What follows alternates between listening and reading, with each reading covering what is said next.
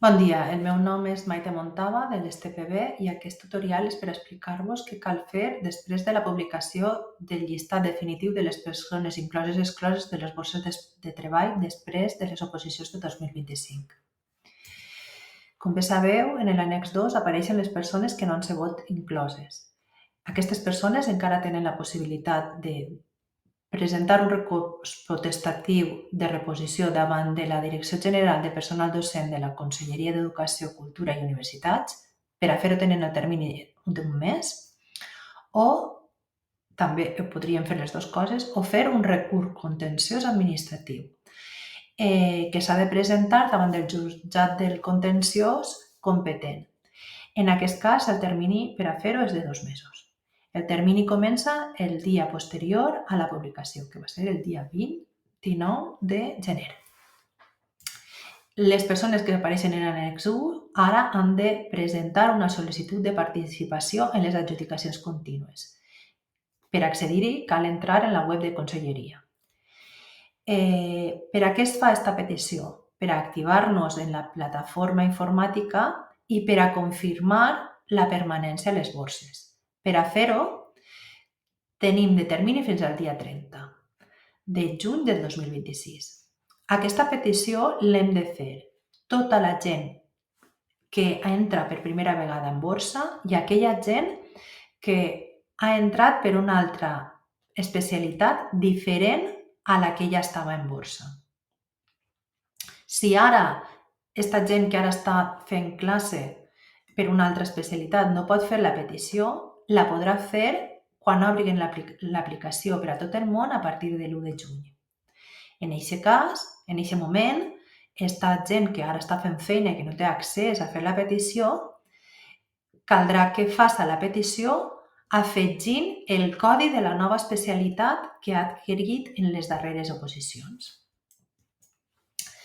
Una vegada que entrem en la pàgina web de Conselleria, és aquesta imatge que ens apareix ací, veiem que baix de tot hi ha 3 botons. Cal pulsar en el cos de mestres, secundari i altres cossos.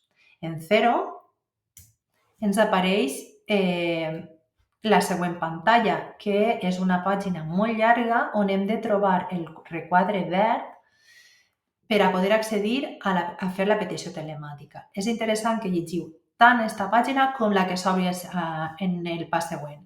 En aquesta pàgina, en la última que apareix les línies subratllades, aquestes línies són els centres que s'escullen, s'explica clarament què vol dir demanar una vacant pura, una vacant a temps parcial, una vacant itinerant i com cal demanar-ho. Com veieu, per a demanar una vacant en qualsevol de les seues formes, perquè jo vull anar-me'n al centre de baix de ma casa, cal que quadruplique la petició d'aquest centre i que la marque com apareix en aquesta pàgina. Això per a les vacants, substitucions indeterminades o les substitucions determinades, dona igual. Cal fer-ho per a tots els centres que sí o sí volem anar allí a treballar. I s'ha de posar, a més, en l'ordre que volem. Jo vull anar primer si és una vacant a temps complet sense ser itinerant. Jo vull anar després si és una vacant a temps parcial i després, conforme vosaltres vulgueu, ho heu d'ordenar. Teniu sempre en compte que la primera petició, la primera línia de la vostra petició és la primera cosa que voleu i la número 300, que seria l'última que podeu presentar, és l'última que voleu. Quan cliqueu baix de la pàgina on s'explica com s'han de fer les duplicacions, vos apareix la següent pàgina. En aquesta pàgina, per a la gent que l'acaben d'incloure, cal que cliqueu en clica ací, perquè és la primera vegada que entreu, vos demanen l'usuari que és el vostre DNI i a continuació vos apareix una pantalla on heu de posar 2 vegades la contrasenya que decidiu. El vostre usuari, d'ara endavant, l'usuari que vos demana en la pantalla és el vostre DNI i la contrasenya serà sempre aquella que decidiu. Com es crea una sol·licitud? Una vegada que cliquem que posem el nostre usuari i contrasenya, ens passa a aquesta pàgina. D'esta imatge cal destacar el quadre rosa que serveix. Allí posa que vos podeu desactivar. La desactivació, que més tard explicarem, cal fer-la des d'ací. Que en acabar veieu que n'hi ha dos botons. És crear una petició de nou i una a partir d'una presentada. En aquest moment, com que sou de nova incorporació, cal que apreteu en el primer botó. Una vegada presentada la primera petició, ja podreu presentar-ne una nova a partir d'una ja presentada. Quan entreu a l'aplicatiu, on ja començareu a afegir les diferents línies, fins a 300, com he dit, veureu que hi ha en la part esquerra una sèrie d'icones. Cal que tingueu en compte la del disquet, que seria per a guardar la vostra petició sense entregar-la, la del centre docent, que seria la que està a baix, després la del mes, que és per afegir una línia més, que seria per a fer les duplicacions. Jo puc marcar les estreletes, havent marcat el centre, la línia del centre que vull duplicar, marque l'estreleta i aleshores se'n duplica el centre. L'única cosa que hauré després de fer la duplicació, caldrà que trie l'especialitat per la que vull concursar a aquest centre, la que vull optar a aquest centre, i després triar si la vull vacant, si la vull itinerant, si la vull a mitjà o a jornada completa o no. Val? I com veieu, ahir n'hi ha diverses especialitats. Malgrat que només vos hàgiu presentat per exemple, per l'especialitat de català, de valencià, vos eixiran altres especialitats, àmbit lingüístic, per exemple. Podreu demanar en un mateix institut tant per valencià com per àmbit lingüístic. Val? Caldrà afegir una línia per a cada especialitat. Veureu que quan vos apareix, quan afegiu apretant al centre, vos afegirà després en aquesta pantalla les línies i centres, tantes línies com centres heu escollit en la pantalla que vos explicaré després, i ahir és on heu d'anar afegint en els espais buits que n'hi ha l'especialitat, i com he dit, si la voleu vacant, si la voleu itinerant o a temps complet o no. Després, quan apreteu en la icona de l'edifici, vos apareix aquesta pantalla. Com veieu, ahir teniu les àrees que serien Alacant, València, Castelló. Les supàries, que és en cada direcció territorial tenim diferents supàries, i aquestes àrees i supàries són més o menys corresponen a les comarques. Per aclarir, i després, quan anem obrint, van apareixent els municipis. I en els municipis tots els centres que n'hi ha en aquest municipi. En clicar a afegir, vull dir, en cada una de les línies, si apretem en el verd, ens passa a la segona part de la pantalla, que ara està en blanc, i en afegir, en donar-li al botó del baix, s'afegirien en la primera pàgina que hem vist. I ahir és on, després en aquesta primera pàgina és on s'haurien de fer les duplicacions. Val. Per aclarir-nos en les àrees i en les supàries, en el nostre espai d'afiliació, en l'espai d'afiliació de les TPB, entrem clicant en el botó roig de la barra negra de la nostra pàgina, posem l'usuari i la contrasenya i ens entra a una pàgina on apareixen un munt d'emoticones. Si cliquem en la de professorat interí, ens passa a una altra pàgina on veiem que tenim el mapa del nostre territori. En clicar en el botó roig, que està assenyalat ahir, s'obre un mapa i passant en el ratolí per damunt d'aquest mapa ens deixen les supàries, se'ns marquen les supàries i com estan ordenats els municipis. Això què vol dir? Que si jo en la petició telemàtica demane una supària, estic demanant eixa supària en l'ordre en el que m'apareix en el mapa els municipis, i dins del municipi s'ordenen tots els centres d'acord amb el seu codi. Cada centre té un codi assignat i s'ordenen de menor a major d'acord amb aquest codi. Els tipus de vacants. Com ja hem anat avançant, tenim 3 tipus de vacants. Vacants, tipus de vacants o de llocs de treball, que són les vacants, que durarien tot el curs, i en les que es cobra juliol i agost sempre i quan la incorporació en el centre siga abans del 31 de desembre. Les substitucions indeterminades, que són aquelles substitucions de persones que tenen una plaça i que poden estar, per exemple, malaltes o en un permís per interès particular. Com que no sabem quan tornaran aquestes persones al seu lloc de treball, aquestes vacants, aquests llocs de treball es diuen indeterminats. I les substitucions determinades, que vendrien a ser, per exemple, els permisos de casament, de maternitat, que tenen un inici i un final. Per això es diuen determinades. I tots aquests tipus de llocs de treball poden ser a temps complet o a temps parcial, depenent de la jornada laboral. Temps complet serien un mínim de 18 hores lectives, són 18 hores lectives en el cos de secundària 3 coses, en el cos de mestre serien més, 23, i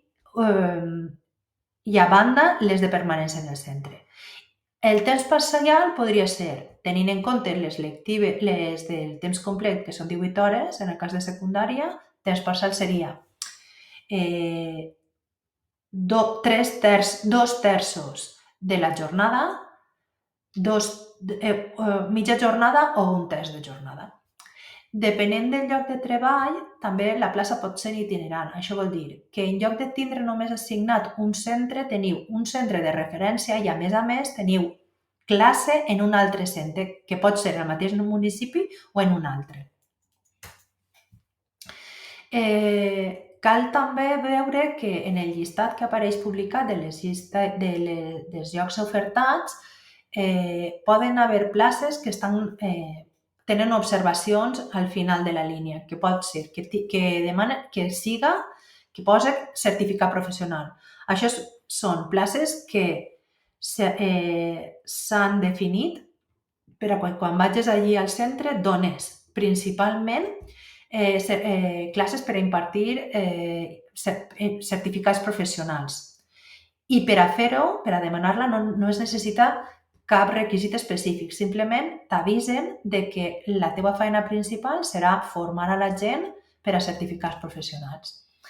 Després, també poden estar catalogades com a atenció domiciliària. Tenen més o menys la mateixa funció o les mateixes peculiaritats que les vacants, però poden finalitzar o finalitzen si l'alumne al que se li ha assignat l'atenció domiciliària deixa de tindre aquestes necessitats. I després tenim les places que estan catalogades en un idioma, que pot ser anglès, francès, italià o alemany. En aquests moments, amb el B2, hi ha suficient per poder-les demanar. Però a partir de setembre d'aquest mateix any serà necessari el C1, el nivell de C1 de la llengua que es demana. Ara mateix, com que encara no acabeu d'arribar, el sistema no detecta si teniu o no aquest títol. Quan esteu ja dins de la borsa, quan fageu la primera petició, podreu presentar a la conselleria el vostre títol. En els pròxims tutorials us explicarem com fer-ho. I una vegada conselleria vos té registrats com que teniu el títol, demanareu aquesta plaça i vos l'assignaran. Mentrestant, no vos n'assignaran cap. Una vegada revisada la petició telemàtica, ordenats tots els centres d'acord amb les teues preferències, és a dir, jo primer poso el que està baix de ma casa i l'últim el que està el més lluny de ma casa, o el que siga, el que jo entenga. Una vegada revisat que ho heu fet correctament, que si només heu demanat els centres que apareixien en els llistats, el centre que apareix en el llistat, si apareixia a jornada completa, jo l'he posat a jornada completa, o si apareixia a jornada parcial, he marcat la casella de jornada parcial, i si apareixia itinerant, també l'he marcada, perquè si no coincideix la meva petició amb el que s'ha publicat en el llistat definitiu de les publicacions, no m'ho adjudicaran. Aleshores, jo comprovo que ho he posat tot correctament perquè em puc primer abans d'enviar-la puc revisar-ho, envie la sol·licitud i m'eixirà i em dona la possibilitat de descarregar-se la sol·licitud. Menús de l'aplicació i torna a entrar. Si torna a entrar, jo he presentat una petició telemàtica i m'eixirà aquesta pantalla des d'on jo podré descarregar-me la petició. Heu de descarregar-vos la vostra primera petició per si hi hagués un problema poder demostrar-li a Conselleria que vosaltres vau fer el que tocava i que no vos poden excloure de les borses. Perquè aquelles persones que no facin la petició abans del 30 de juny seran excloses de la borsa. Respecte de la periodicitat de les adjudicacions contínues. El dilluns i el dimecres ixen publicades les places provisionals i sobre el termini per a fer la petició telemàtica, que cal fer abans de l'adjudicació. I es tanca a les 12 de la nit. El dimarts, si el dilluns ha eixit un llistat, el dimarts ix la resolució en les persones adjudicades per a cada plaça. Aquestes persones, en entrar en l'aplicació, des d'on s'ha fet la petició telemàtica, es descarregaran la credencial i al dia següent, és a dir, dimecres, es presentaran en el centre amb la seva credencial. Eixe mateix dia que presenten la credencial han de fer l'alta en nòmina i l'alta del compte bancari en el proper.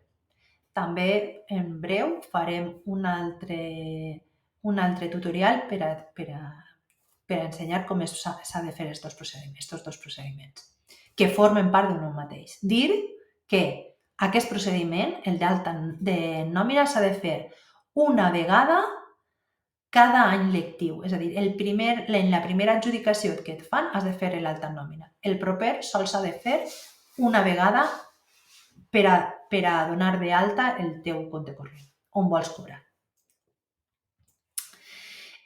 Com hem dit abans, es pot fer la desactivació, es pot fer en qualsevol moment. És voluntària i no penalitza. Però cal estar desactivats, per exemple, si no vos podreu incorporar al lloc de treball. Per què? Perquè si no vos incorporeu al lloc de treball que vos han adjudicat, vos tiren de la borsa. Sense cap... No n'hi ha res que pugueu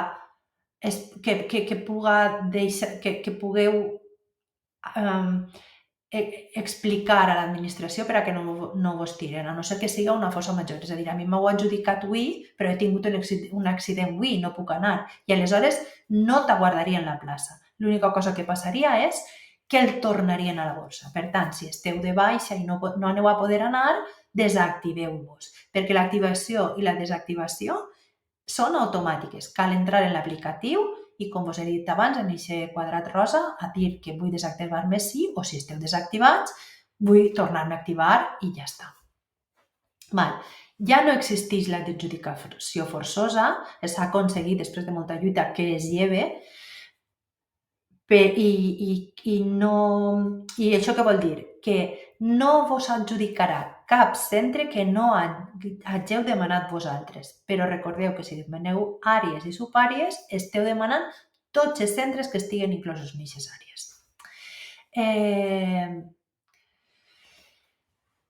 El dimecres o el divendres, insistís que cal anar al centre amb la credencial, identificar-vos i fer l'alta en nòmina. Però això serà una vegada vosaltres hàgiu revisat que no vos han adjudicat, perquè malauradament ningú vos avisarà de que heu sigut adjudicat. Per tant, dimarts i dijous, tots els dimarts i tots els dijous, heu de revisar si vos han adjudicat o no, sempre i quan vosaltres estigueu actius. Si esteu desactivats, no vos podran adjudicar. Però si heu presentat una adjudicació i resulta que al final el centre que havíeu posat en aquesta adjudicació ix en el llistat, vos el poden adjudicar. Per això, desactiveu-vos si no voleu fer feina o si no podeu fer feina, pel motiu que siga. Res, molta sort en la vostra adjudicació. Si teniu dubtes, us recorde que en la pàgina que teniu ací teniu tots els contractes de les TPB, estem en les seus, podeu vindre quan vulgueu i vos atendrem en la major brevetat possible. Estem ací per ajudar-vos. Seguiu-nos en les xarxes. Tenim les TPB Informa en Telegram on apareixen quan es publiquen els llistats provisionals i quan apareixen les adjudicacions. Moltes gràcies per la vostra atenció i la vostra confiança. Adeu.